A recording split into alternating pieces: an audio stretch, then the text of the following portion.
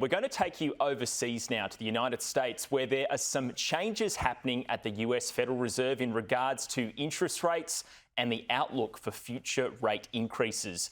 Joining me now is Adam Creighton, Washington DC correspondent for the Australian newspaper. Adam, thanks for your time.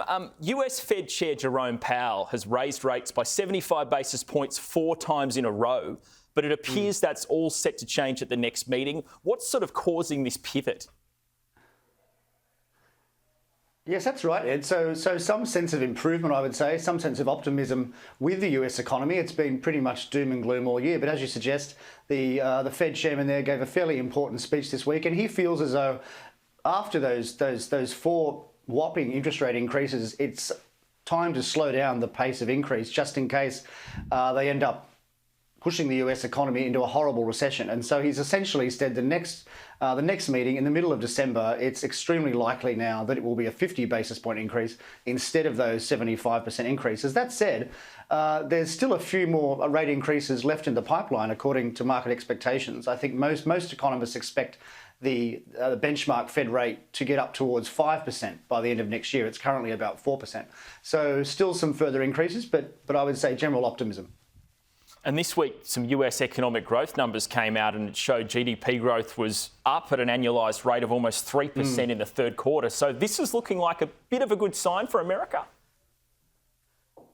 Exactly, yeah. The talk of a recession just doesn't seem to be coming true. I mean, there's been so much talk of a recession all year. And the more interesting thing, I think, this week is that we saw for the month of October, which of course is the first month of that fourth quarter, consumer spending, which is about 2/3 of the US economy, rose 0.8%, which was even faster than the previous month. And even when you strip out the price increases or inflation, it was still up 0.5%. So that suggests that there's going to be strong economic growth in the fourth quarter as well. So certainly no recession there. So for some reason, and it's a bit of a puzzle, the much higher rates of interest that we've seen on business loans, on home loans, they haven't slowed the US economy yet appreciably. I mean, that's not to say they won't, but that feared recession it's just not imminent. I know last time we spoke, actually, you were travelling around the States for the midterms. What's the sort of consumer vibe like at the moment in America? Are people out and about and still feeling upbeat? Yeah, look, that's an interesting question because, as we just said, consumer spending is really healthy, surprisingly, given those interest rate increases. But if you consult consumer surveys, people say that they're very down in the dumps about the economy. I mean, the University of Michigan survey, one of the most prominent here in the US, that fell, I think, something like 9% between October and November. So still consumers say they're glum, but they're spending. And just on a personal note, I've just been to New Orleans and Charleston for a holiday, and I mean it was packed with tourists. It was packed with spending. You had to, wait hours to get in restaurants if you hadn't booked in advance. So I mean, there's certainly no sign of a recession there, at least in those two cities, from my experience.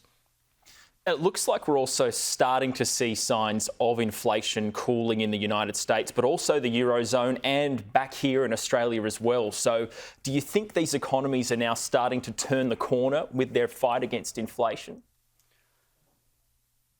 Well, look, let's hope so. I mean, these are promising signs that we may have reached the peak point of inflation in the US and maybe in Europe too. But I think economists are right to be cautious. This is only 1 or 2 months of data, so it's really too early to say. I mean, the latest PCE consumption expenditure inflation figures in the US for October still showed that prices are rising 3 times as fast as the Federal Reserve would like. So inflation is well above the target.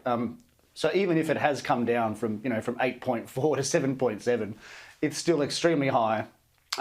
One interesting thing to note too is that the price of petrol in the US now per litre is less than it was just before Russia invaded Ukraine. So that's kind of an interesting statistic. So I mean, it suggests that the inflation that is remaining, it's not so much to do with energy prices anymore. It's the spread of inflation and price pressures throughout the rest of the economy.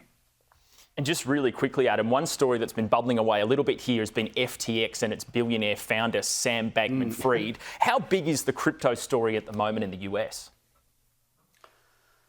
Well, look, it's pretty big because it's a political story. I mean, this guy gave tens of millions of dollars, I understand, to mainly the Democrat side of politics. And it seems that he was using those donations to set up a regulatory framework for crypto that was quite generous to FTX and the industry more generally.